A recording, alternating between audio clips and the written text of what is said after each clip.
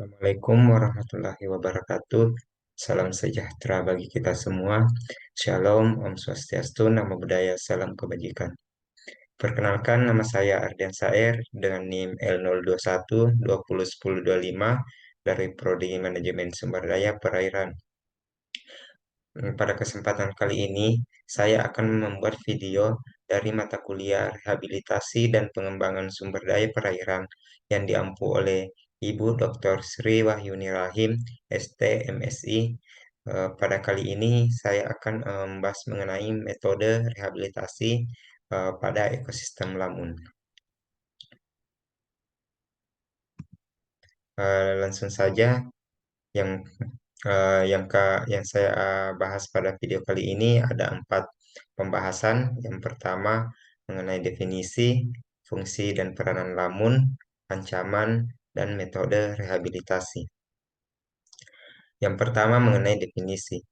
Rehabilitasi sendiri merupakan suatu proses pemulihan dan perbaikan kondisi ekosistem atau populasi yang telah rusak ke kondisi yang lebih baik, walaupun hasil yang dihasilkan itu dapat berbeda dari kondisi sebelumnya.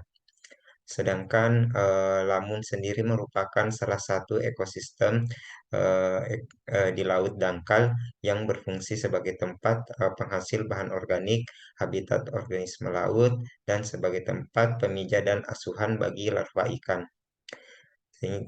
Rehabilitasi lamun sendiri merupakan upaya yang dilakukan untuk memperbaiki habitat alami padang lamun yang telah mengalami kerusakan. Selanjutnya yaitu fungsi dan peranan lamun. Adapun 4 fungsi dan peranan lamun, yang pertama sebagai produsen primer. Lamun mempunyai tingkat produktivitas primer tertinggi bila dibandingkan dengan ekosistem lainnya yang ada di laut dangkal seperti pada ekosistem terumbu karang. Yang kedua yaitu sebagai habitat biota. Lamun sebagai habitat biota memberikan tempat perlindungan dan tempat menempel berbagai hewan dan tumbuh-tumbuhan yang ada di ekosistem lamun. Yang selanjutnya sebagai penangkap sedimen. Daun lamun yang lebat akan memperlambat air yang disebabkan oleh arus dan ombak, sehingga perairan di sekitar menjadi tenang. Di samping itu, rimpan dan akar lamun dapat menahan dan mengangkat sedimen dan mengikat sedimen, sehingga dapat menguatkan dan menstabilkan dasar permukaan. Selanjutnya itu sebagai pendaur sathara. Lamun memegang peranan penting dalam pendauran berbagai sathara dan elemen-elemen yang langka di lingkungan laut, khususnya sathara yang dibutuhkan oleh alga epifit. Selanjutnya itu mengenai ancaman. Ancaman yang mengakibatkan terdegradasinya ekosistem padang lamun bisa disebabkan dari aktivitas manusia atau aktivitas antropogenik, mulai dari pertanian, pertambakan, industri, pertambangan, pengembangan kota, reklamasi, dan sebagainya, serta pengaruh dari proses-proses alami seperti angin, arus, hujan, gelombang. Pemanfaatan pada lamun, seperti yang dikemukakan pada bab sebelumnya, sebagai areal marikultur, tempat pariwisata, rekreasi, bahan baku pangan, dan pupuk hijau, jika tanpa pengelolaan yang terpadu dan berkelanjutan, dapat berakibat negatif pada ekosistem lamun itu sendiri. Yang paling utama pada pembahasan kali ini yaitu mengenai metode rehabilitasi. Pertama, yaitu metode pembibitan atau pembenihan. Biji biasanya dikoleksi dari buah yang tua atau diambil dari bibit yang tumbuh pada permukaan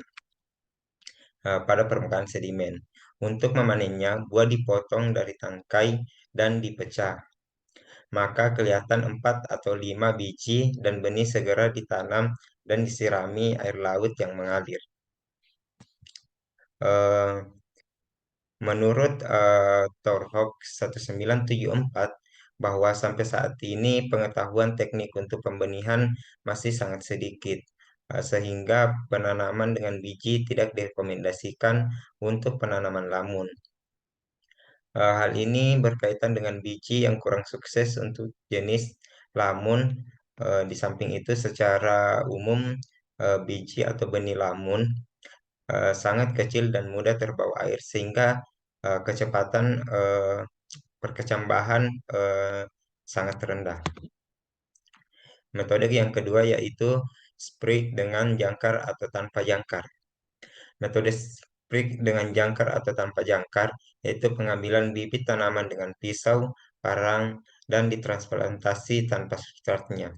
Untuk penanaman dengan metode sprig dengan jangkar biasanya dilakukan pada arus dengan 1,5 knot, kira-kira 3 km per jam, atau pada daerah dengan gelombang yang akibat tinggi.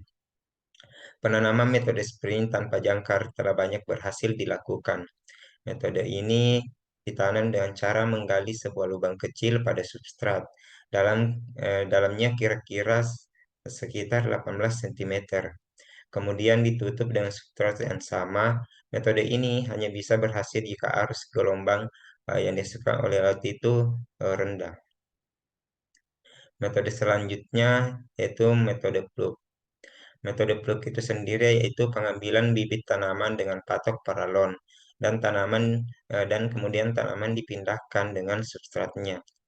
Biasanya metode ini menggunakan paralon atau PVC dengan diameter 10 cm untuk jenis halodul. Sedangkan Zosteria, Thalassia, dan Sirogodium berdiameter 15-20 cm.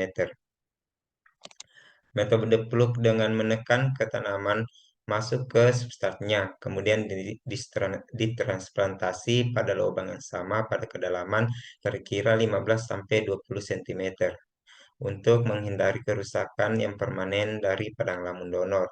Maka pengambilan tanaman dengan metode plug jangan terlalu dekat dengan yang lain. Jarak satu sama lain bervariasi, misalnya antara 0,5 sampai 1,0 meter. Itulah yang sempat saya sampaikan pada video kali ini. Kurang lebihnya mohon dimaafkan. Sekian. Wassalamualaikum warahmatullahi wabarakatuh.